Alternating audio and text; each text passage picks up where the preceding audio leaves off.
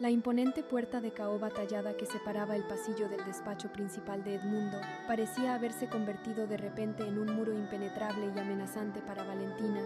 quien se encontraba de pie frente a ella con el corazón latiéndole tan fuerte que sentía que el sonido retumbaba en las silenciosas paredes de la mansión. Las palabras amables pero firmes de su abuelo al teléfono, solicitando una reunión urgente para que ella pudiera explicar su escandaloso comportamiento durante la boda, la habían llenado de un terror profundo y paralizante, un miedo visceral a perder el incipiente afecto y respeto que tanto le había costado construir con el estricto patriarca de la familia. Mientras esperaba que el secretario le permitiera el ingreso, Valentina repasó mentalmente una y otra vez cada uno de los confusos y dolorosos recuerdos de aquella noche fatídica, intentando encontrar alguna explicación lógica, alguna excusa medianamente aceptable que justificara su pérdida total de control ante la mirada juzgadora de la alta sociedad limeña. Sin embargo, su mente era un lienzo en blanco salpicado de flashes humillantes. No lograba entender cómo un par de copas de champán la habían transformado en un monstruo desinhibido e irracional, y esa falta de respuestas la consumía por dentro, alimentando la dolorosa sospecha de que, efectivamente,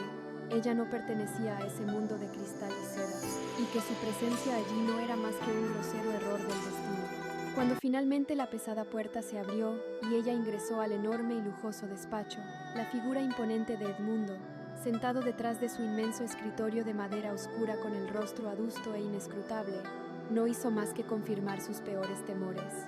haciéndola sentir pequeña, insignificante y vulnerable ante el juicio implacable del hombre que tenía el poder absoluto para destruir su incipiente carrera musical con un simple chasquido de sus dedos. La conversación comenzó con un tono frío, formal y calculadamente distante por parte de Edmundo, quien, sin rodeos ni preámbulos amables, le exigió a su nieta una explicación detallada, racional y convincente sobre los bochornosos eventos que habían manchado la que debía ser la noche más feliz e importante de su vida matrimonial junto a la dulce e inocente Frida. Valentina, luchando desesperadamente por contener las lágrimas de frustración y vergüenza que amenazaban con desbordarse, intentó balbucear unas disculpas sinceras,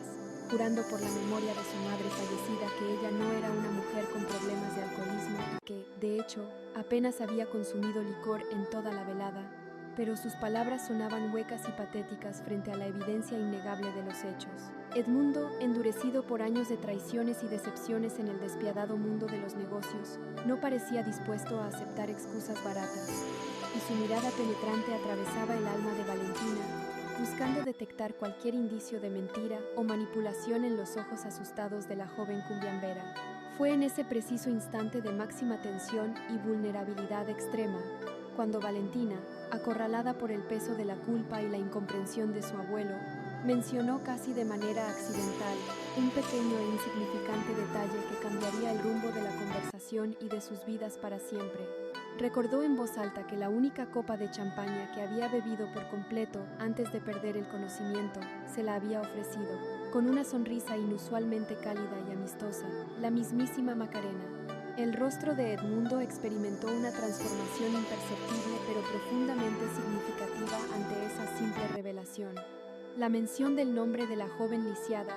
cuya supuesta redención y santidad él había comenzado a aceptar sin cuestionamientos, encendió una pequeña pero intensa luz roja en el fondo de su aguda mente de estratega, despertando el viejo y letal instinto de supervivencia que lo había mantenido vivo en un mundo lleno de víboras dispuestas a inyectarle su veneno al menor descuido. A pesar de que Edmundo no emitió ningún juicio precipitado ni acusó directamente a Macarena frente a su angustiada nieta, la sola mención de su nombre en el contexto de un posible envenenamiento fue suficiente para activar la maquinaria investigativa, secreta y letal del poderoso patriarca, quien, tras despedir a Valentina con una promesa fría y ambigua de considerar sus disculpas, se encerró nuevamente en su despacho para orquestar una cacería silenciosa y sin piedad. Edmundo no era un hombre que creyera en las coincidencias felices ni en los cambios radicales de personalidad milagrosos, y la actitud angelical y sumisa que Macarena y su madre Frida habían adoptado tras el humillante y violento incidente del contrato prenupcial siempre le había parecido una fachada demasiado perfecta y frágil, una máscara de porcelana que ocultaba un rostro desfigurado por el resentimiento y la ambición desmedida. Decidido a llegar a la verdad absoluta costara lo que costara, Edmundo se puso en contacto de inmediato con su jefe de seguridad personal, el implacable y silencioso comandante Jiménez, ordenándole realizar una investigación exhaustiva, encubierta y sin restricciones dentro de los muros de la mansión familiar, centrando todos sus esfuerzos en rastrear los movimientos de Macarena y su madre durante los días previos y la noche exacta de la boda. La orden fue clara, brutal y directa. Revisar cada hora de grabación de las decenas de cámaras de seguridad ocultas instaladas estratégicamente en la propiedad, interrogar bajo extrema presión psicológica al personal de servicio, especialmente a los encargados del bar y la cocina, y, si fuera necesario, intervenir de manera ilegal y rastrear las comunicaciones telefónicas y electrónicas privadas de las dos sospechosas, buscando cualquier evidencia incriminatoria que confirmara que el espectáculo de su nieta no había sido un accidente desafortunado, sino un ataque calculado y perverso para humillar a la familia desde adentro. La investigación clandestina y meticulosa del comandante Jiménez no tardó en arrojar resultados perturbadores y definitivos que amenazaban con destruir el frágil equilibrio de poder en la mansión y exponer la verdadera naturaleza podrida de quienes habitaban en ella bajo la máscara de la pura respetabilidad social. Tras analizar cuadro por cuadro y desde múltiples ángulos las grabaciones de alta definición del circuito cerrado de seguridad del salón principal durante la fiesta,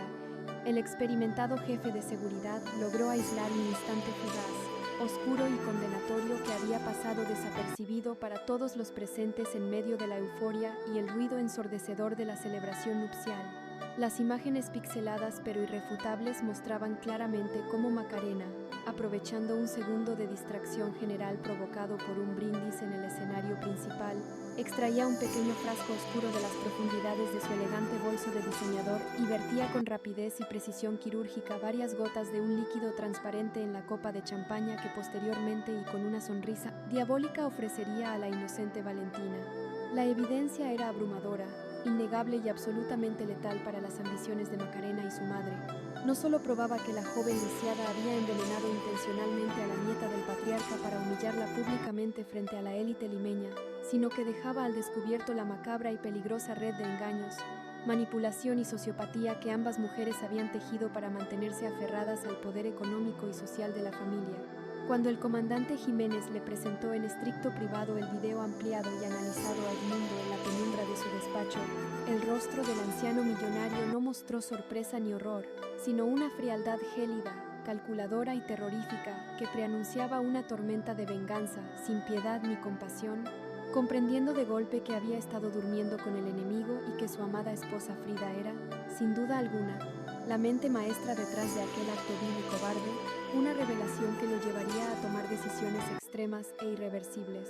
El conocimiento de esta verdad aterradora no llevó a Edmundo a confrontar inmediatamente y a gritos a su esposa y a su hijastra, sino que, actuando con la paciencia venenosa y letal de una araña que observa cómo sus presas se enredan cada vez más en la telaraña mortal,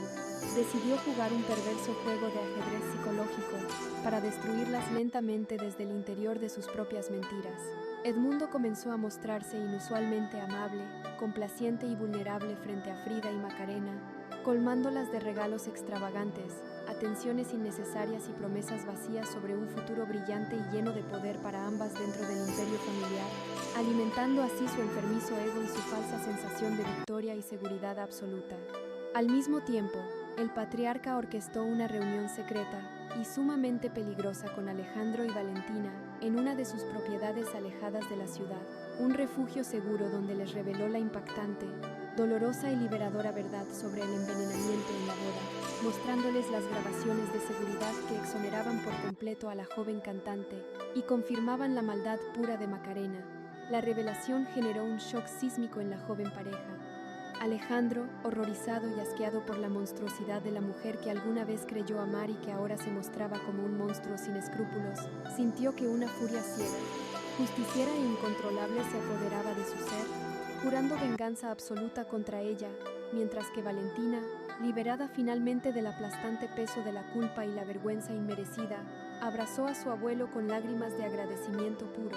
El episodio cerraría con un clímax narrativo de alta tensión emocional y suspenso, con los tres aliados inesperados, unidos por la sangre y el deseo de justicia, tramando en la oscuridad un plan de contraataque brutal, brillante y definitivo para desenmascarar públicamente a Frida y Macarena en el evento social más importante del año de la fundación familiar. Una trampa perfecta y sin escapatoria donde las víboras terminarían asfixiándose lentamente en su propio veneno ante los ojos horrorizados de la misma sociedad que ellas pretendían dominar con sus mentiras.